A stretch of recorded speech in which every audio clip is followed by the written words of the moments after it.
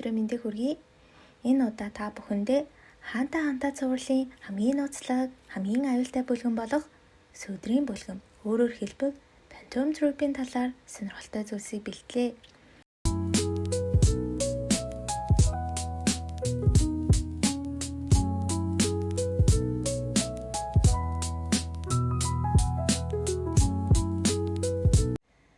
Phantom Troop буюу сүүдрийн бүлэм нь 13 гишүүнтэй гэмт бүлэглэл бөгөөд удирдагч нь Кроло Люцифер юм. Тэдний гарал Солир хот гэдэг хог хаяглын дунд оршдог, хууль ёсноос гадуур бүс нутгаас ихтэй. Энэ хот бол хинч анхаардаггүй, хинч эзэмшдэггүй, хог гийгддэг хүмүүсийн орон юм. Тэдний дүрэн бол хэрв нэг гишүүн өхвөл өөр хүн түүнийг орлож болно. Харин толгой өхвөл бүх аалз устдаг. Гэхдээ аалз толгойг ич хөдөлж чаддаг.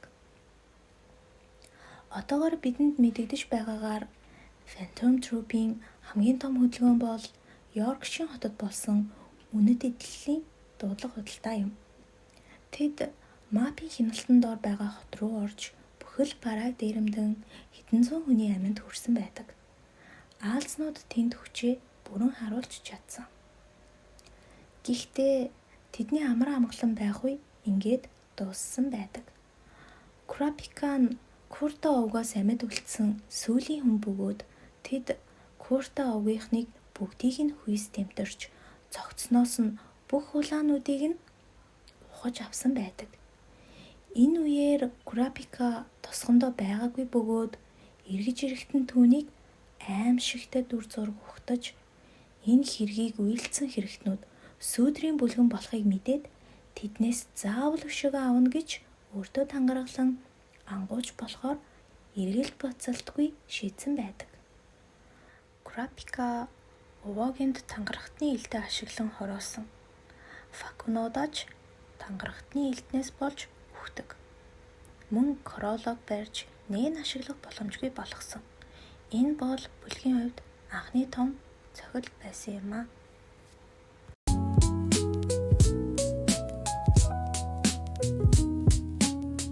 Бүлэгмийн гишүүд нь аалзны шивэстэй бөгөөд тус бүр өөрсдийн дугаартай байдаг. Мачийн хувьд 3 дугаартай аалзны шивэстэй байдаг. Мач бол Солир хотоос гаралтай сүүдрийн бүлэгмийн хамгийн нууцлаг эмэгтэй гишүүн юм а.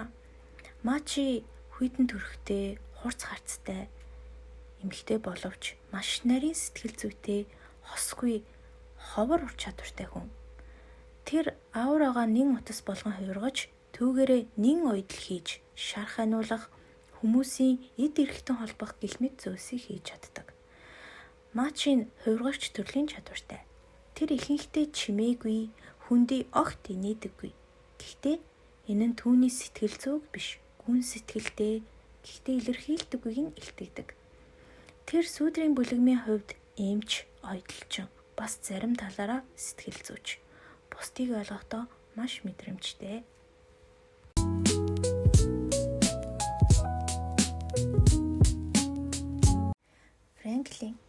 Фрэнклин бол аалзны бүлэгмийн 7 дугаартай гишүүн.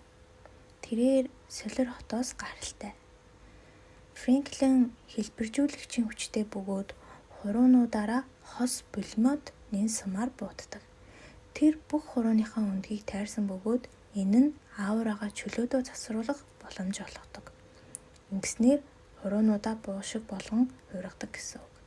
Харахад том биетэй, хит, хүнд дуу хоолойтой боловч бараг ярьдаггүй. Харин ярих үедээ маш логиктэй, гүнзгий байдаг. Тэр бол сүүдрийн бүлэгмийн хамгийн ухаалаг гишүүдийн нэг. Учир нь тэр хизээж гэмгүй хүмүүст гар хүрдэггүй.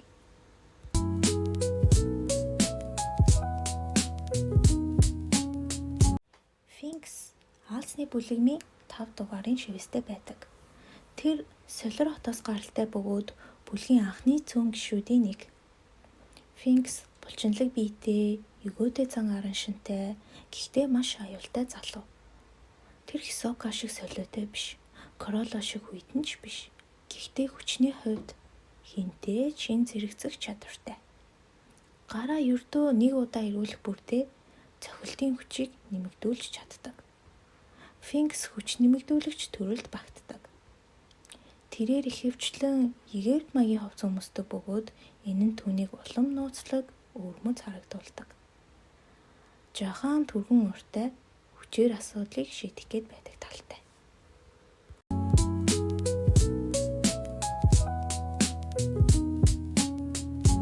Пейтний аалзны дугаарын хувьд 2 эсвэл 5 гэж таамагладагч яг баттай бус байдаг. Тэрээр солир хотоос гаралтай бөгөөд тамийн шүүлт хэмээх пейнбрейкер техникийг ашигладаг. Энэ нь өөрт учирсан өвдөлтөөр дайсандаа хариу цохилт өгдөг. Яг л жижигхэн нар мэд дэлбэрэлт үүсгэж чаддаг. Пейтэн өөрөө галт тэсвэртэй хуйг өмсөн өөрийгөө хамгаалдаг. Энэ чадвараа зөвхөн үнэхээр их ууралсан үедээ ашигладаг. Тийм болохоор Фейтнийг уурлуулна гэдэг хүсэнтэй адилхан л гэсэн үг. Тэрээр маш харгас бөгөөд хүнд хамлах дуртай, жинхэнэ хамлалтын мастер. Фейтэн хувиргагч төрөлд багтдаг. Түүний хурд зөвхөн сүүдрийн бүлгэм төдийгүй нийт хаантаа ертөнцийн хамгийн урдан дайчдын нэг болгодог. Тэрээр гутран үзэлтэй, дотгошоо чимээгүй талдаа. Гэхдээ тулаанд бол үнэхээр мэргэжсэн хавилтаа тайсан юм аа.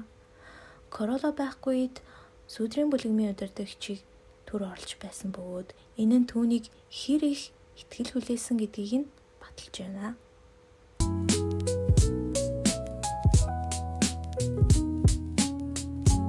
Овогийн 11 дугаартай аалзны шивэстэй байдаг.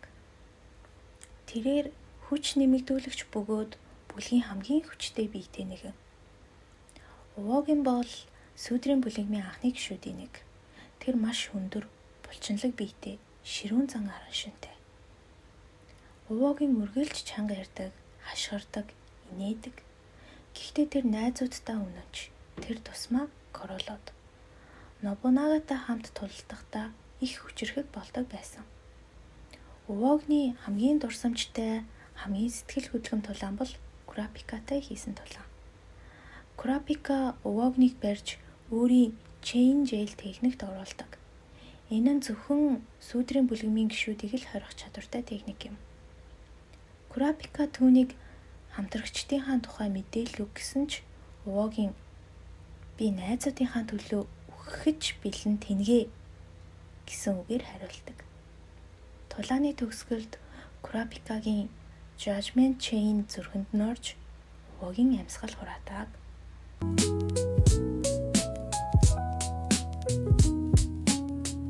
Пакунода 9 дугаартай аалзны шивэстэй байдаг. Тэрээр Memory Bomb хэмээх бусдын биеинд хүрч хүний дурсамжийг уншиж олж авсан дурсамжаа суманд шингээж бусдад дамжуулж чаддаг. Онцгой төрлийн чадвартай багтдаг. Пакунода бүлгэмийн тагнуулын мэргэжилтний үүрэг гүйцэтгэдэг. Сүүдрийн бүлгэн бол хэдэн цустай алуурчдын бүлэг мэт харагддаг.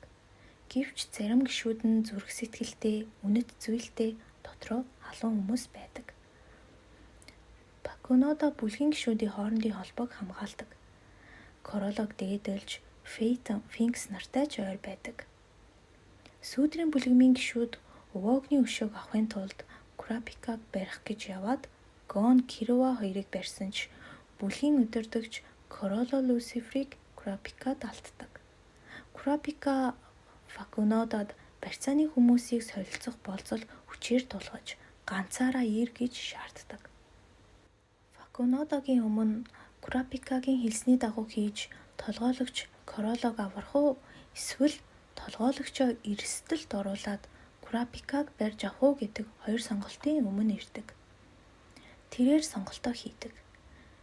Пакунодо гишүүдтэй болон толгойлогчтой үнэн чөлдөж, толгойлогчийн тухай болон Курапикагийн мэдээллийг дамжуулаад амиа алддаг. Мэдээлэл дамжуулсны дараа Курапикагийн сэтгэл зүгээр тавьсан болцол актив болж Пакунодо өгдөг. Тэр бол сүүдрийн бүлгэмийн дотор өөрийгөө золиослсон гишүүдийн нэг юм аа.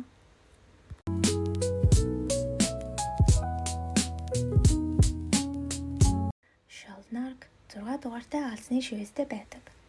Сүүдрийн бүлгэмийн гишүүдийг харахад бүгд хүйтэн, сэтгэлгүй, харгас мэт харагддаг. Гэвч нэгэн гишүүн дандаа инээмсэглэж, уцаан оролдож, яг л жирийн нэг залуу шиг байдаг. Тэр бол Шалнарк. Инээмсэглсэн царай, ухаалаг толгой, харин цаагаараа жинхэнэ аюултай нэгэн. Шалнарк Black Voice техникийг ашигладаг бөгөөд манипулятор төрлийн нээн хэрэглэгч. Тэр тусгай удирдлагатай гар утас ашиглан хүмүүсийн биед цахилгаанд зүү зоодог. Энэ нь тухайн хүнийг бүрэн удирдах боломжийг олгодог юм. Харилцаа холбоо, тагнуул, төлөвлөгөө боловсруулахад Шалнарк үргэлж гол үргийг гүйцэтгэдэг. Хисоко сүүдрийн бүлэгмийн гишүүдийг нэг нэгээр нь хөнөөж эхлэхдээ Шалнаркийн хүзүүг мушгиж алсан байдаг. Шалнаркийн үхэл бүлгийнхэн тэр дундаа Финкс, Мачинарт хамгийн их нөлөөлсөн байдаг.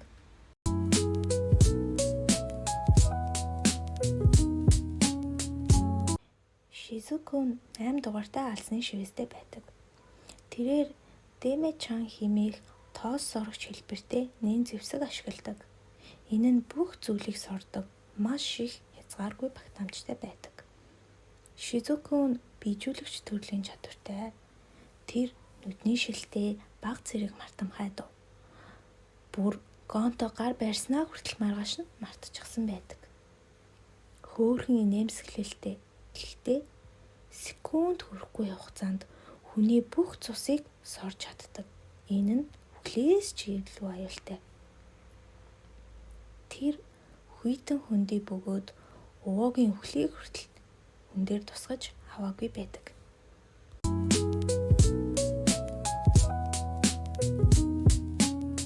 Коротопи 12 дугаарын алсны шивэстэй байдаг.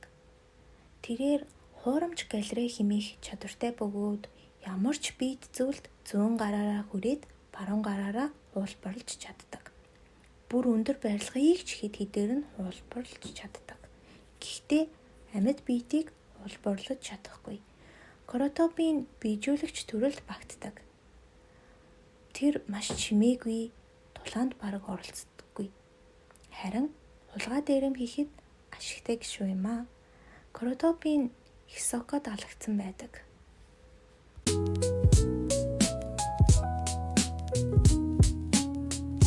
Бонорено 10 дугаарын алсны шивэстэй байдаг. Тэрээр сүүдрийн бүлгэм дотроо бараг ярьдаггүй, цусгүй мэт чимээгүй, боловч тулаан эхлэх үед дуу чимээтэй хамт устгалыг авчирдаг. Биеэ битүү боолтоор боосон байх бөгөөд боолтны цаанаа өрмөц нүхнүүд байдаг. Бонорено газар доорх үндэстэн болох Гио Дондондоо овгийн хүн. Биен дээр олон нүхтэй түүгээрээ хөгжим гаргаж чаддаг. Энэ овг бол маш нууцлаг, биен дээр олон цооног гаргаж өөрсдийгөө бүрэн ороосон боолт өмсдөг. Тэдний биед байрласан нүхнүүд нь агаарын даралтаар хөгжим гаргаж тулаанд ашиглагддаг байна. Бонорено хит төв, дотоод тэнцвэртэй, чимээгүй, философийн сэтгэлгээтэй нэгэн.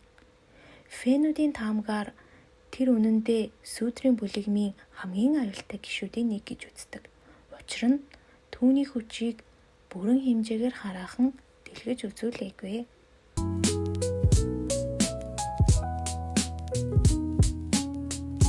Нобунага алсны бүлэгмийн 1 дугаарын шивэстэй байдаг. Сүүдрийн бүлэгмийн 4-р гишүүн бөгөөд Солир хотын уугуул. Тэр бол бүлгийн анхны гишүүдийн нэг. Мэргэжлийн сэлэмчин 4 метрийн зайд ийн ашиглаж чаддаг. Аурага элдэндээ төвлөрүүлэн дайснаа ганцаар завчдаг. Нобунага хүч нэмэгдүүлэгч төрөлд багтдаг. Тэрээр Бушидо буюу самурайн ус суртахууныг өөрийн амьдралын философи болгон үгээрээ биш үйлдэлээрээ харуулдаг нэгэн. Уугийн үхэл түүнд зөвхөн уур биш, зовнил, ганцаардлыг авчирсан. Түүний дүр олон фэнүүдийг сүүдрийн бүлгэм дотор хүнлэг чанартай хүн байгаа юм уу гэж гайхшруулсан. Одоо хүртэл түүний нэн чадвар албан ёсоор бүрэн дэлгэгдээгүй байгаа юм аа.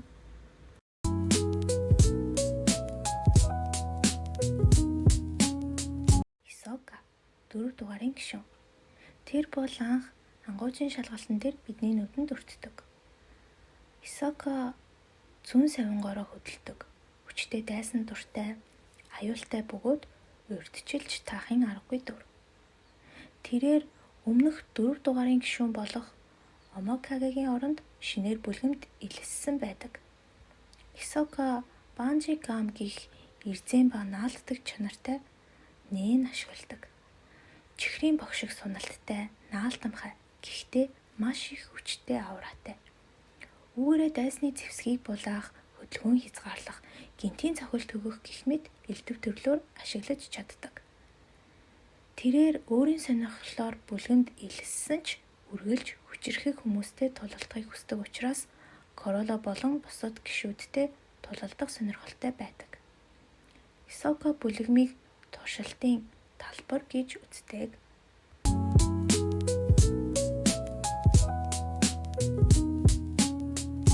Харин тэдний дундаас хамгийн ухаалаг, хамгийн аимшигтэй хүчирхэг нэг нь тэдний толгойлогч Короло Люцифер. Бүлгийн удирдагч бөгөөд аасны дугаараа ил гаргадаггүй. Тэр Солир хотын ядуусын дунд өсч тэрхүү системийн гаднах хаягдлуудыг нэгтгэн аалзыг үүсгэсэн байдаг. Короло бол маш тайван, намуухан, бараг сэтгэл хөдлөлгүй хүн.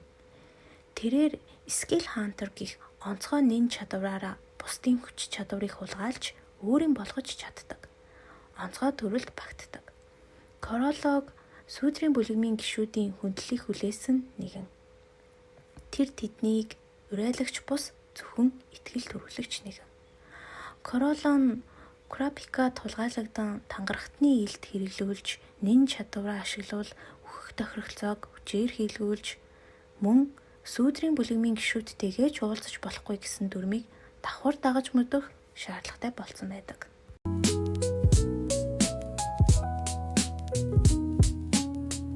Тэднийг муу талынхан гэдэг.